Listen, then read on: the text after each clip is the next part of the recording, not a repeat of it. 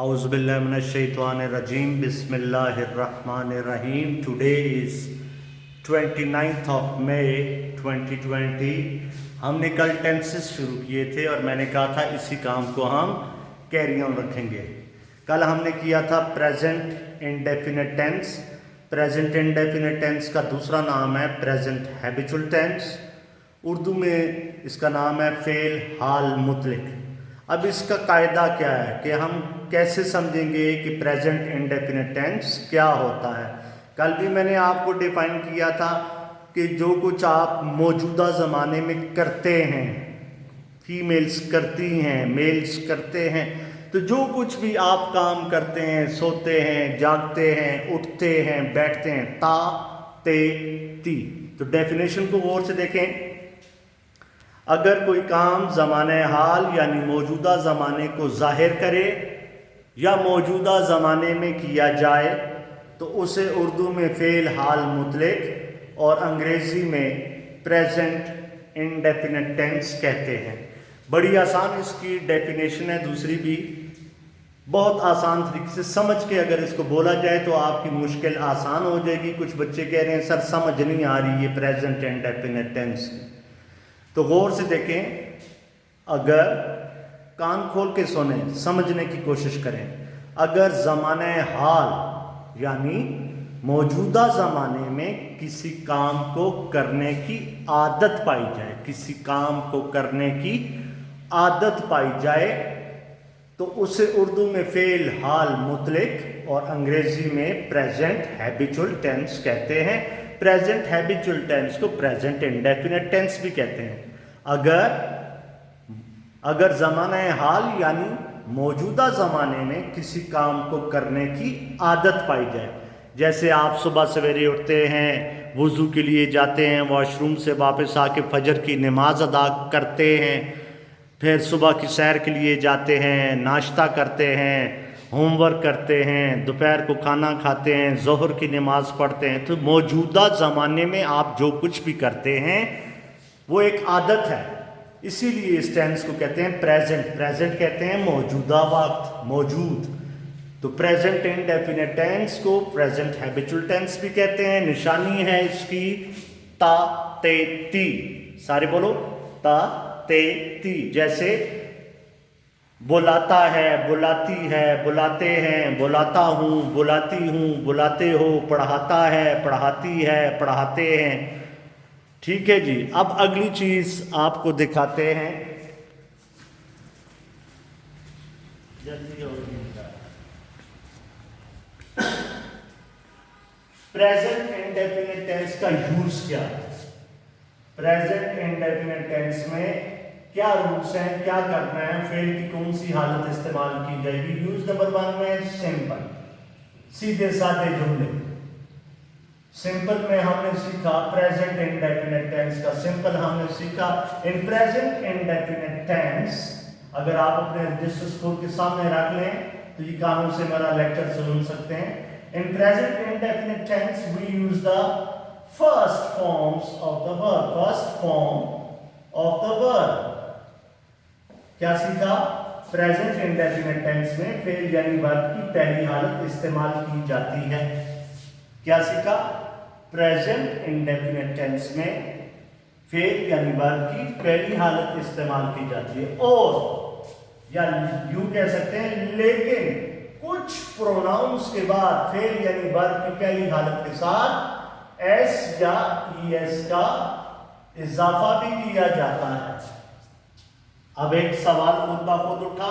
Present indefinite tense में हमने सीख तो लिया कि in present indefinite tense we use the first forms of the verb, but after some pronouns we also add s or es with the first forms of the verb। तो सवाल क्या उठा कि हमने कहाँ पे सिर्फ फेल यानी वर्ब की पहली हालत इस्तेमाल करनी है, एस या es का इजाफा नहीं करना। मेरे साथ साथ बोलते जाएं। आई, करीब आके देखें।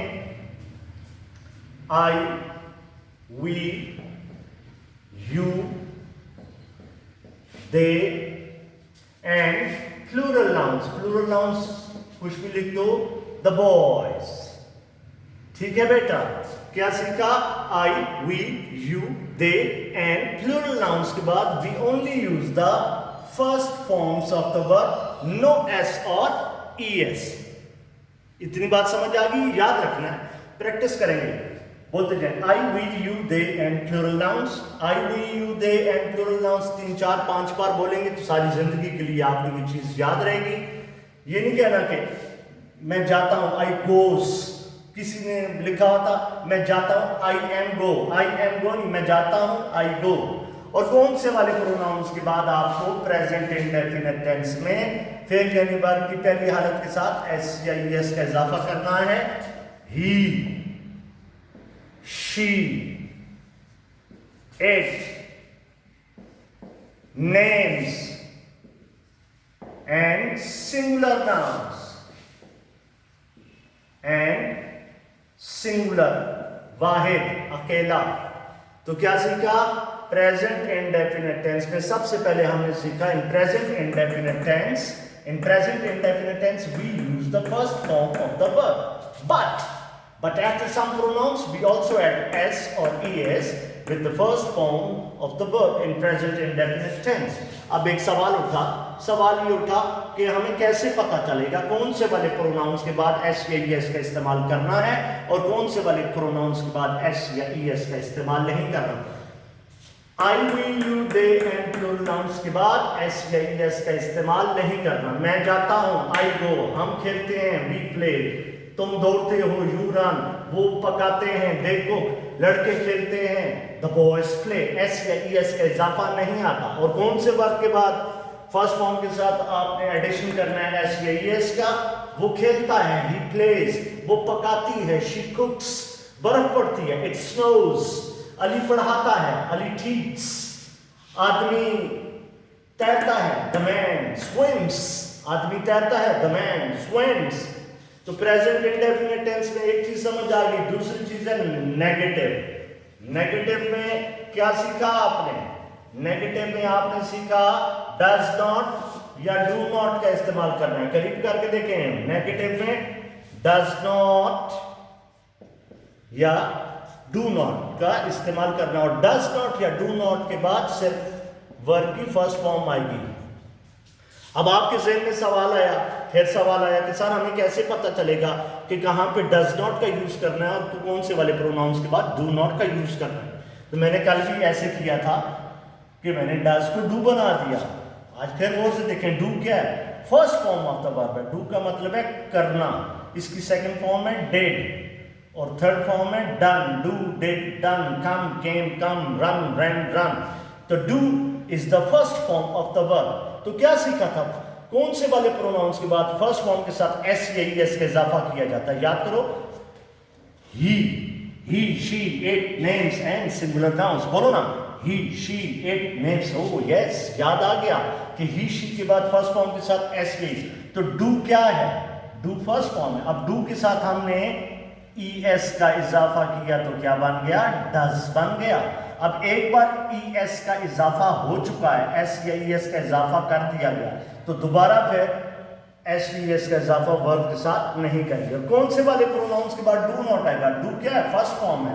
डू क्या है? फर्स्ट फॉर्म है। कौन से वाले प्रोनाउंस के बाद फर्स्ट फॉर्म आएगी? एस या ईएस का इजाफा नहीं किया जाएगा।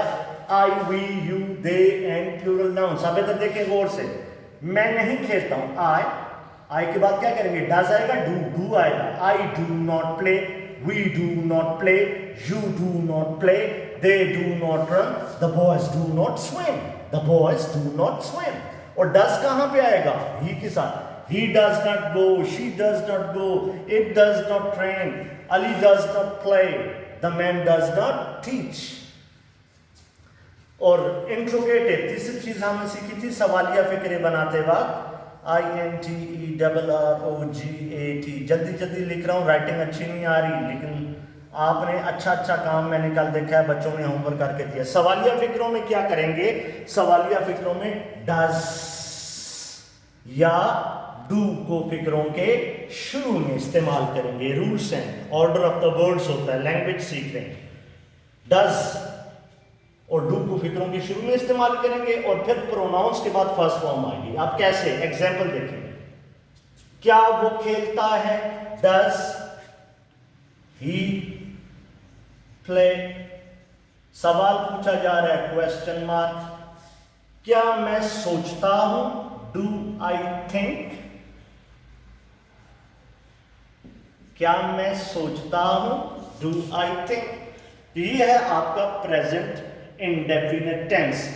और याद रखें, नेगेटिव में कल भी मैंने देखा था, बच्चों ने लिखा था इट डज नॉट रेन्स। ये गलती है, it does not rains here in June.